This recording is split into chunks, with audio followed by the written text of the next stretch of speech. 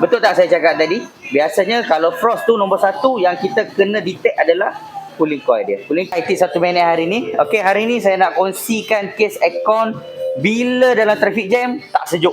Dalam traffic jam ataupun bila jalan jauh tak sejuk. Okey, untuk kes macam ni, nombor satu, anda kena buat apa? Anda kena buka bonet macam ni. Kemudian anda tengok pipe yang besar ni. Pipe aircon kita ada dua tau. Satu besar, satu kecil yang macam ni. Saya nak anda tengok yang bahagian besar ni. Ataupun tengok yang kat sini satu lagi. Ni kat bawah ni, yang dekat body kita ni. Okey. Ni yang besar ni nampak? Dia ada dua. Satu besar, satu kecil. Nak tengok yang besar ni. Tengok kat besar ni, dia ada kesan frost air batu tak? Kalau ada kesan frost air batu, itu biasanya nombor satu lah. Anda boleh bayangkan adalah cooling coil anda kotor. Bukti dia kat mana? Jom saya tunjuk. Jom kita pergi depan. Hari ni kita ada Honda Jazz, sama juga masalah. Okey.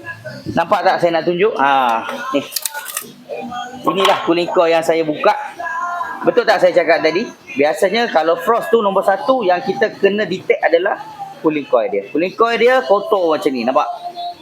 Gila ni. Sebab apa bila dia jadi beku? Sebab bila dia kotor macam ni, ni angin tiup macam ni.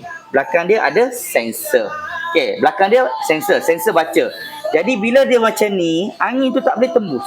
Bila tak boleh tembus, sensor kat belakang ni baca salah. Dia bagi signal dekat kompresor, kata bang, aircon tak sejuk lagi, abang kerja lagi lah. Macam itulah. Jadi kompresor dia bekerja sampai jadi beku. Sebab tu pipe jadi beku. Sebab sensor tu baca salah. Punca dia baca salah ni. Saya bagi kat owner semalam. Ni kita dah buat video, kita buktikan, kita tunjuk dekat owner.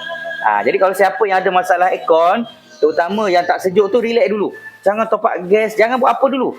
Pergi buat diagnostik dulu. Pergi test dulu, pergi apa orang kata, pergi check betul-betul dulu.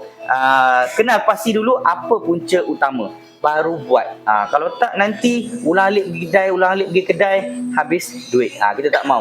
Jadi kalau siapa yang ada masalah aircon tak settle, boleh bawa datang ke Fizi Motorsport di Sunway Ipoh. Kami check dulu untuk anda macam ni. Kita tunjuk dulu ke anda betul tak betul, apa masalah, apa punca, macam mana nak settle. Sedapati hari ni settle.